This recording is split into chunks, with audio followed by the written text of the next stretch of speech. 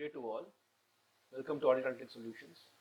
Today we are going to look at auditing the very heart of operations and financials, just basically the spreadsheet audit.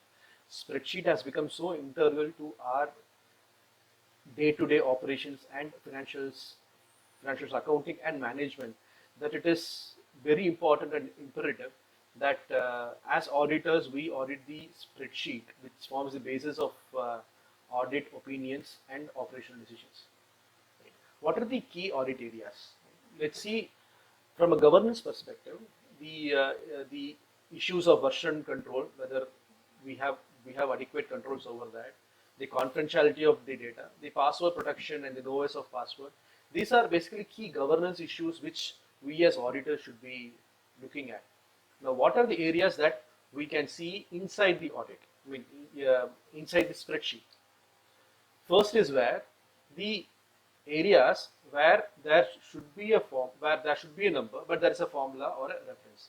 So these are the things that we can see in the spreadsheet, right? Formula or reference where there should be a number, and the other way around, a number where there should be a formula or a cross-referencing, right? So for the first one, the example could be trial balance where there should be hardcode numbers. The second one, the example could be a balance sheet or a P&L where there should be cross-referencing. There should not be any direct entry.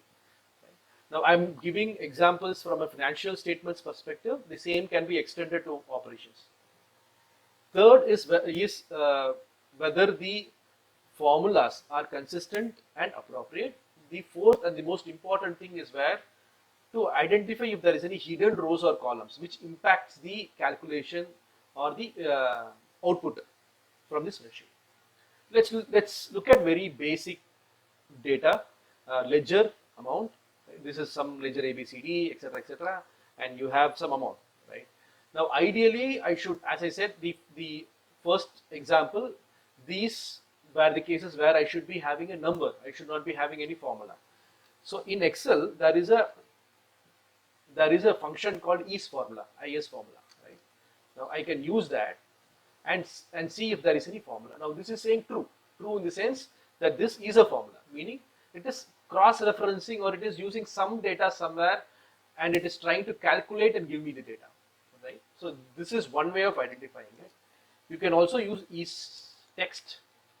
Sorry, you can also use formula text. Right? This will basically tell me if there is a formula, and if there is a formula, what is the text of that formula, or what is the formula that is used. Right? These are the two techniques. We can use is formula and formula text to identify the first line item. The second issue that we are seeing, let's take for example, we have this, meaning that this could be a P&L where ideally I should be cross-referencing, right? So I should not be having any entered data. Let's say that I am entering some data here, right? Now Excel by default will give me an error message, right? And in formulas, you have error checking. If you click the error checking, it will tell me that there is an error, inconsistent formula, right? Now this is where we can check if it is a genuine case of error.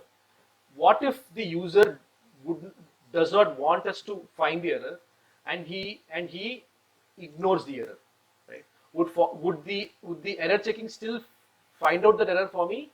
No. Since the error has been ignored, I will not be able to find the error again. How do I reactivate that? Simple, select the data, go click or press Ctrl H, which is basically find and replace. You find with equals, replace with equals. I am not changing anything, just changing find equals, which is basically the starting of a formula, replace it with equals. Go to replace all, right? And here you will see the error message again popping up. Right? Now I can go to error checking and this will come up again. This is one way of doing it. The other way is again like we saw there, we can use formula text function, right? So we are seeing we can do a pay special and we can delimit the data using other tab, other checkbox, and use plus as a delimiter. Go to finish and you will see this coming up separately. So you can do a filter here, filter for non-blanks and identify if there are any cases which is basically driven through formulas. Now the intent is to keep the video short, so we will stop at this for this video. We will cover the third and the fourth item, which is basically to see the consistency and also identifying hidden rows and columns in the next video. Hope you found it useful. Thank you.